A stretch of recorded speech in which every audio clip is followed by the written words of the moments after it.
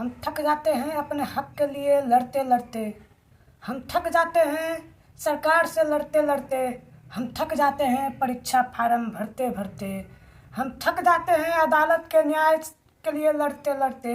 हम थक जाते हैं भ्रष्टाचार से लड़ते लड़ते। हम थक जाते हैं इस घटिया सिस्टम से लड़ते लड़ते।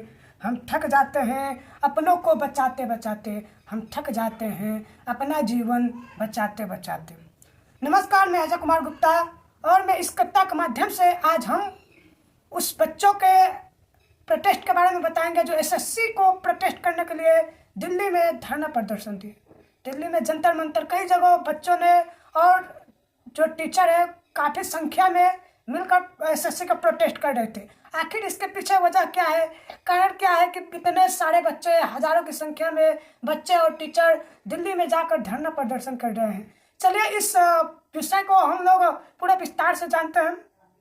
तो ये स्टार्ट होती है, एसएससी बहुत सी एग्ज़ाम कराती है, जैसे एसएससी सीजीएल हो गया, एसएससी जेई का हो गया, एसएससी सिलेक्शन पोस्ट हो गया। एसएससी बहुत सी अपने अंतर्गत जो है एसएससी से रिलेटेड है एग्ज़ाम कंडक्ट कराती है। उसमें एक पोस्ट है, सिलेक्शन पोस्ट है, वो ये एग्ज़ाम कराने वाली थी 24 से 26 जुलाई को। होती क्या है कि ये लोग जब बहुत से छात्र सेंटर पर अपने जाते हैं तो उसमें पता चलता है कि सेंटर पर छात्र जब पहुंचते हैं तो उनको एक नोटिस मिलती है बेकायदे कि ये जो है आपकी एग्ज़ाम टेक्निकल इशू की वजह से कैंसिल कर दिया गया।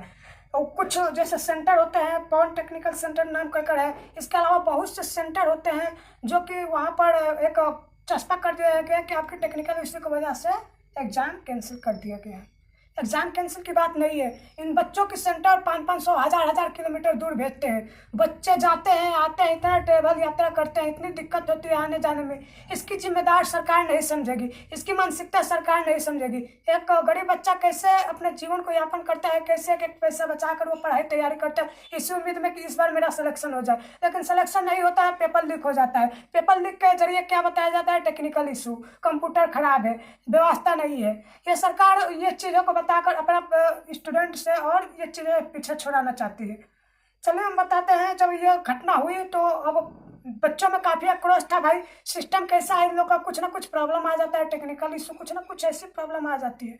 ये बात अपने शिक्षक को जब ये बताई बच्चों, तो बच्चे को मांग था कि हम लोग प्रोटेस्ट करें दिल्ली जाकर, और जो भी अपनी मांग है हम अपने मांग के जरिए इनको सरकार को बताएं कि हमारी मांगें पूरी करें। यही मांगों को लेकर टीचर होते हैं, जिसमें बहुत से फेमस टीचर होते हैं, जैसे राकेश सर हो गया, अभिनव सर हो गया, रंजीत सर हो गया, नीता मैम हो गया, नवीन सर हो गए। विभिन्न शिक्षक है जो हजारों की संख्या में टीचर को एकत्रित करते हैं, बच्चों के साथ जाकर दिल्ली में धरना प्रदर्शन करते हैं। दिक्कत क्या थी, दिक्कत कहाँ आई थी, इसमें जब इसकी जांच पड़ताल हुई तो पता चला कि ये जो थी पहले जो एसएससी थी वो टीसीएस, ये जो टाटा की जो एजेंसी है उसके थ्रू एग्जाम कंडक्ट कराती थी। तब तक सब सही था, लेकिन हुआ क्या था कि ये जो टेंडर था एसएससी, ये एटीक्यूटी नामक कोई टेंडर है, उसको दे दी। क्यूसीबीसी मॉडल है, इसके थ्रू वो अपना टेंडर दे देती है एसएससी। तो यहाँ टीसीएस कंपनी ने 450 करोड़ मांगे थे पूरा एसएससी एग्जाम कंडक्ट कराने के लिए, इसने मांगा था 278 करोड़। तो यह इन लोग का टेंडर पास कर दिया, और टेंडर पास करने के बाद इसके पहले भी ये जो है क्यूसीबीसी मॉडल है, एटीक्यूटी है, ये टेंडर जो है इसके पहले 2020 में भी धांधली के संबंध में इस पर बैन भी लगाया गया था। इसके बावजूद भी ये एग्जाम इससे कंडक्ट करा रहे थे। इसी को लेकर छात्रों की मांग क्या थी कि छात्रों की ये जो है एटीक्यूटी है, इस टेंडर को निष्कासित किया जाए, इस पर हमेशा के लिए बैन लगाया जाए। दूसरी मांग यह थी कि एग्जाम पारदर्शी से कराया जाए, कोई भी धांधली ना हो। तीसरी मांग यह थी कि कैलेंडर समय से एसएससी जारी करे, हर चीज़ का बाकायदा। चौथी थी कि वेटिंग लिस्ट है वो समय से जारी किया जाए, और जो है सुविधाएं, स्टूडेंट की जो है सुविधाएं, जो वहाँ पर व्यवस्था है वो पूरी व्यवस्था दी जाए, जिससे स्टूडेंट को कोई भी दिक्कत न हो। तो इस प्रकार की कुछ विभिन्न मांगे थी स्टूडेंट को, जिसको लेकर वो प्रोटेस्ट कर रहे थे दिल्ली में। और ये प्रोटेस्ट करने के अलावा उनको मिला क्या कि टीचरों को पुलिस ने बहुत मार मारा, और उनको बहुत टीचर का तो हाथ टूट गया। वीडियो में आप देखेंगे कि कुछ टीचर का हाथ भी टूट गया। टीचर को पुलिस पकड़कर बैन में भारी जा रही है और बस को इधर उधर घुमा रही है कि मैटर शांत हो जाए।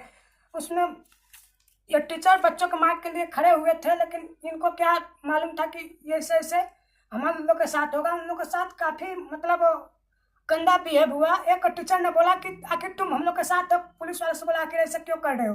तो वो पुलिस वाला बोला कि अगर तुम इस वर्दी में रहते तो तुमको पता चलता कि क्या मजबूरी होती है, क्या मतलब दिक्कत होती है, पूरी हम लोग को कमांड संभालना पड़ता है।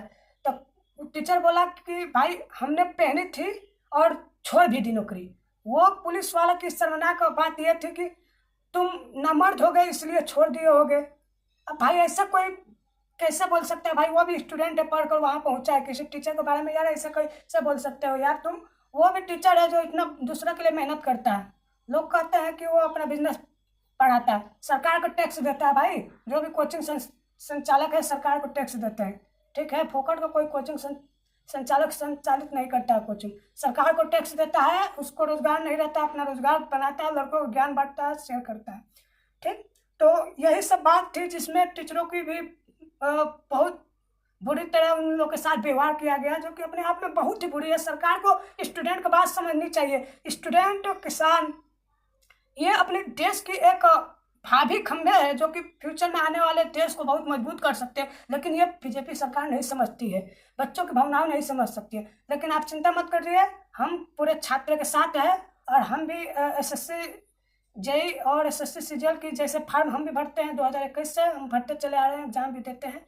चीज़ें हमको भी अनुभव है और हम छात्रों के साथ हैं, टीचरों के साथ हैं। आपकी ज़रूरत, हम सोशल मीडिया से अपनी बातों को भारत में ही नहीं, भारत के बाहर दूसरे देश में भी पहुंचाएंगे। जहां पर दूसरे देश से भारत के ऊपर जब दबाव आएगा सरकार के ऊपर, तो वो जरूर कार्रवाई करेगा। मेरी वीडियो भारत में ही नहीं पूरे देश में ही जाएगी और इस पर जरूर कुछ ना कुछ कार्रवाई करेगी। आज सरकार बस पड़ी है, ट्रम्प ये कर रहा है और ट्रम्प वो कर रहा है, ये टैरिफ लगा रहा है। अपने देश के अंदर परिस्थिति नहीं देख रहा है, हमारे देश के अंदर परिस्थिति क्या है, देश की दुर्दशा क्या है। पहले इस पर चर्चा करनी चाहिए, पहले देश के अंदर जो समस्या है उसको दूर करनी चाहिए।